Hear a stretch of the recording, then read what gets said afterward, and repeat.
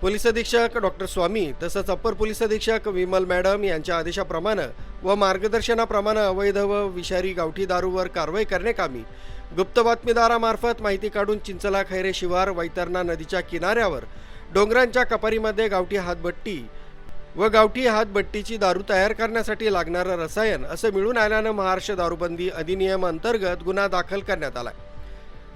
कारवाईत पोलीस निरीक्षक सारिका हिरराव, पोलीस हवालदार निलेश देवराज, पोलीस शिपाई दीपक पटेकर, पोलीस शिपाई मधुकर पवार, महिला पोलीस शिपाई सरला भगत आदींनी ही कामगिरी बजावली। सुमारे 2.5 किलोमीटर 2.5 ते 3 किलोमीटर खाली उतरून या ठिकाणी गावठी हातभट्टीची दारू 3 ड्रम 20 लिटरच्या 2 कॅन रसायन मिळून आलेले आहे। बाजूला कोणती नदी आहे? वैतरणा नदी। सुमित बोधक, न्यूज 7 मराठी, इगतपुरी।